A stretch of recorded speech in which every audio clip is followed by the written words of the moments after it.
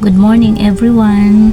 Guys, magluluto tayo ngayon ng ginisang sayote. So ito meron po tayo dito, maraming sayote.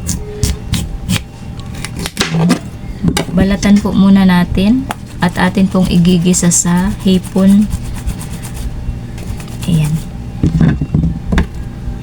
Dalawa lang po ang aking lulutuin dahil dalawa lang din naman po kaming kakain.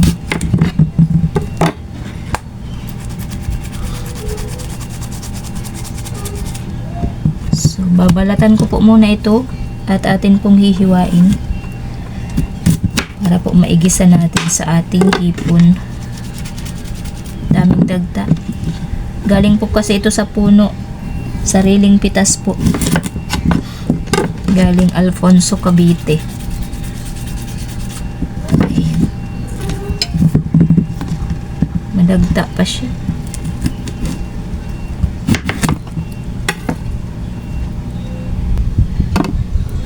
Guys, ayan, nabalatan na po natin yung dalawang piraso. So, atin na po itong hihiwain.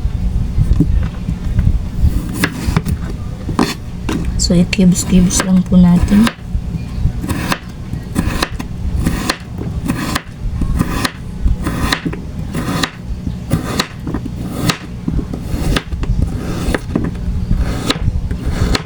So, ganyan lang guys.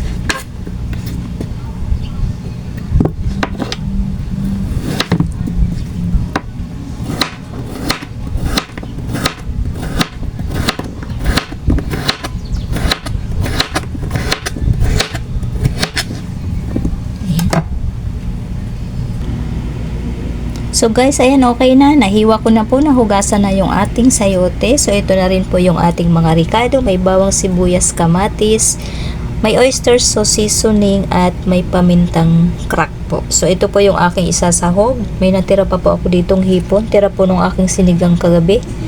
So ito na lang po yung aking ilalahok. So tara guys, samahan nyo po ako mag-isa.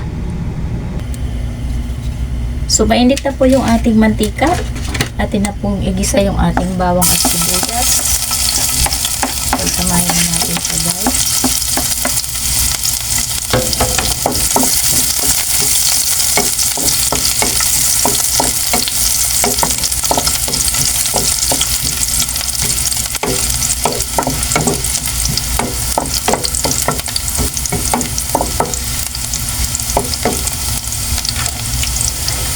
Tingnan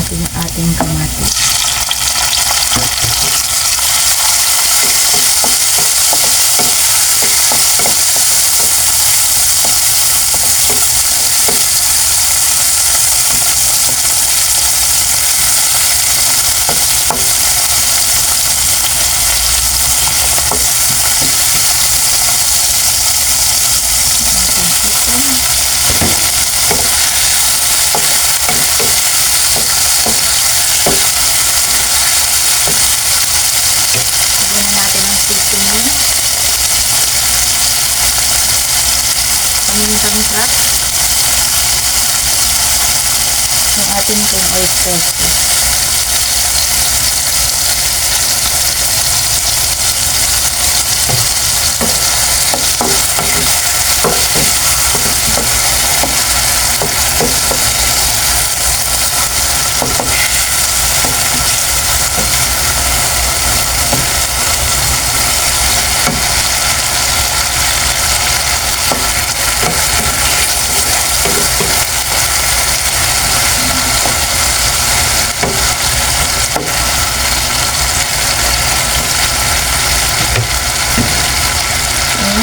Sabihin na po natin po ating siniwang sayote.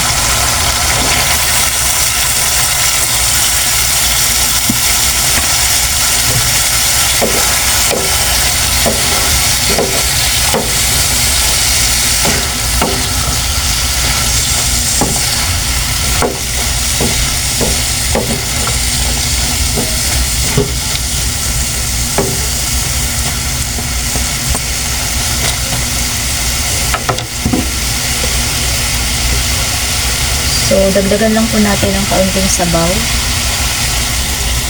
Yung tansya lang po natin na makapalambot sa sayote. Tawid po yung maraming sabaw. ayun. Ganyan lang po. Tapos, antayin na natin siyang maluto. So, ayan guys. So, hayaan po muna natin siyang kumulo. Hanggang sa maluto, takpan natin. So, ayan guys. So, medyo malapit na siya maluto. Tikman na po natin.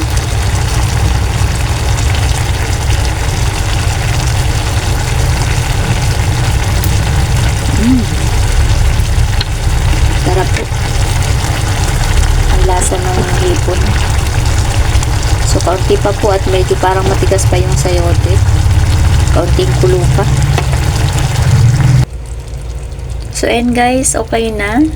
Luto na po yung ating ginisang sayote sa hipon. So, ayan. Tanghalian na po.